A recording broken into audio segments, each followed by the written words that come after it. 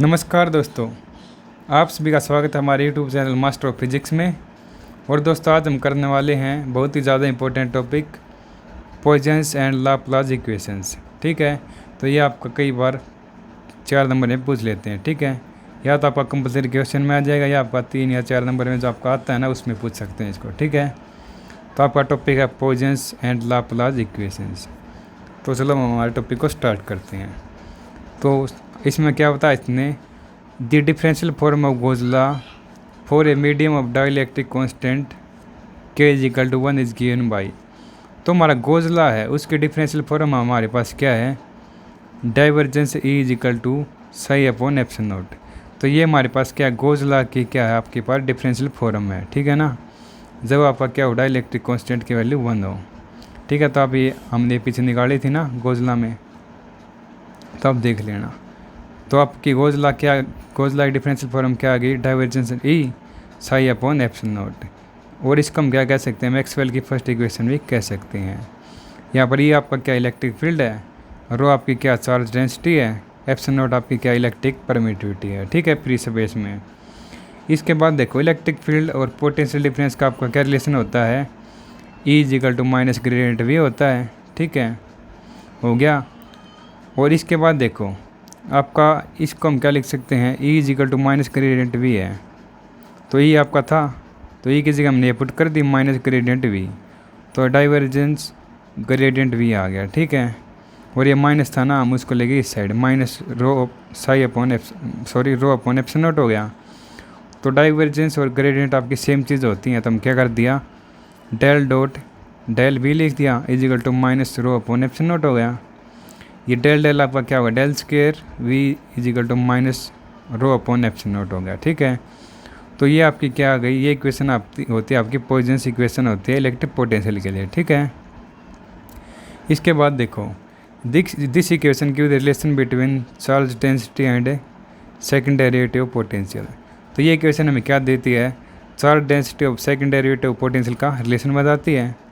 तो इसको हम क्या लिख सकते हैं, कार्टेशियन कोऑर्डिनेट में लिख सकते हैं इसके टर्म में। तो इसको हम लिखेंगे कार्टेशियन कोऑर्डिनेट में, तो हमारा क्या होगा, करली square v upon curly x square plus curly v upon curly y square plus curly square v upon curly z square equal to क्या हो गया, minus rho upon epsilon naught हो गया। और जनरल फॉर्म क्या होती है पॉइजन्स इक्वेशन की, क्या होती है, del square u is equal to f x y z होती है। ठीक है, ये आप याद रखना कि पॉइजन्स इक्वेशन की जनरल फॉर्म हमारे पास क्या होती है, del square u is equal to f into x y z. ये आपका क्या कार्टेशियन कोऑर्डिनेट में। ठीक है, आपका यू आपका क्या है, एक ग्रेविटेशनल पोटेंशियल है, या वो हमारा क्या हो सकता है, इलेक्ट्रोस्टैटिक पोटेंशियल हो सकता है, या हम क्या ले सकते हैं, कोई स्टडी टेम्परेचर ले सकते हैं किसी भी रीजन के लिए। ठीक है, हो गया। आपकी जनरल पॉइजन्स इक्वेशन की जनरल फॉर्म हमारे पास क्या होगी, del square u is equal to f x y z. तो यू आपका क्या हो सकता है, इलेक्ट्रोस्टैटिक पोटेंशियल हो सकता है, ग्रेविटेशनल पोटेंशियल हो सकता है, या स्टडी टेम्परेचर हो सकता है। ठीक है, उसके बाद इसने क्या कर दिया, जब आपके चार्ज डेंसिटी 0 तो आपकी पॉइजन इक्वेशन क्या हो जाएगी, यदि आपकी चार्ज डेंसिटी 0 है तो डेल स्क्वायर वी मतलब डेल स्क्वायर वी मान लो, या डेल स्क्वायर यू आपका क्या होगा, 0 हो गया। ठीक है, तो ये हमें क्या बताता है, ये रिलेशन हमारा क्या हो गया, लाप्लास इक्वेशन हो गया। ठीक है, यदि आपका डेल स्क्वायर यू है, मतलब ग्रेडियंट का स्क्वायर है, वो आपका 0 हो जाए तो आपका क्या हो जाएगा, लाप्लास इक्वेशन बन जाएगी। तो ये फंक्शन हमें क्या बताता है, this function satisfy the Laplace equation called harmonic function. तो लाप्लास इक्वेशन को हम क्या कह सकते हैं, हार्मोनिक फंक्शन भी कह सकते हैं। ठीक है, no matter no charge no heat source are contain in this region. क्यों कह सकते हैं हार्मोनिक फंक्शन, क्योंकि इसमें हमारा ना तो कोई मैटर होता, ना कोई चार्ज होता, ना कोई हीट सोर्स होता है रीजन के अंदर। ठीक है, the Poisson's and Laplace equation are useful in physics and many problem related to mathematical physics. तो आपकी जो ये लाप्लास और पॉइजन इक्वेशन है ना, मैथमेटिकल फिजिक्स में यूज होती है। ठीक है, प्रॉब्लम को सोल्व करने के लिए। ठीक है, तो पॉइजन्स एंड लाप्लास इक्वेशन हो गया, तो हम आपको एक बार इसका रिवीजन करवा देते हैं। तो सबसे पहले हमने क्या किया, गोज लॉ की डिफरेंशियल फॉर्म लिख लिया हमने, क्या होती है, divergence E is equal to rho upon epsilon naught हो गया। ठीक है, ये आपका क्या इलेक्ट्रिक फील्ड है, रो आपके चार्ज डेंसिटी है, एप्सिलॉन नॉट परमिटिविटी है। ठीक है, इलेक्ट्रिक परमिटिविटी कहते हैं ना इसको। इसके बाद देखो, इलेक्ट्रिक फील्ड और पोटेंशियल में आपका क्या वो रिलेशन होता है E is equal to minus gradient V होता है। E की वैल्यू हमने पुट कर दी इसमें, तो डाइवर्जेंस और ग्रेडियंट आपका सेम होता है, तो डेल डॉट डेल लिख दिया, तो ये आपका क्या हुआ, del square V is equal to minus rho upon epsilon naught हो गया। ये आपका क्या आ गया, पॉइजन्स इक्वेशन आ गई, ठीक है ना। क्या आ गया, आपकी इलेक्ट्रिक पोटेंशियल की पॉइजन्स इक्वेशन आ गई, ठीक है ना।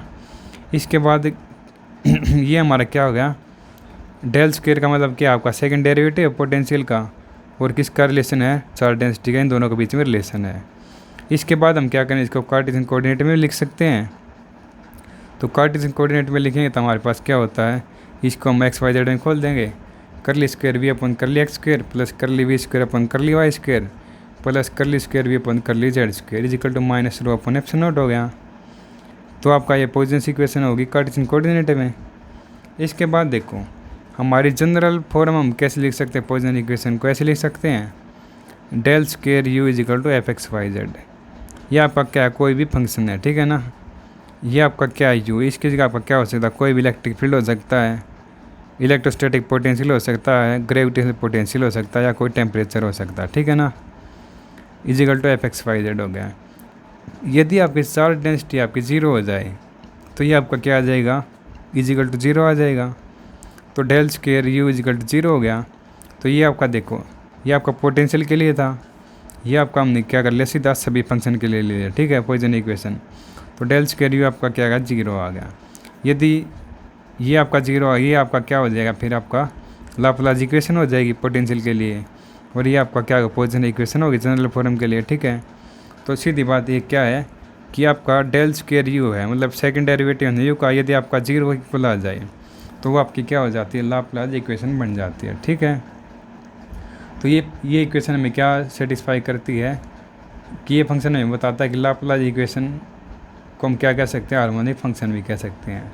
क्यों कह सकते हैं, क्योंकि इसमें ना मैटर है, ना चार्ज है, और ना कोई हीट सोर्स है रीजन के अंदर, ठीक है।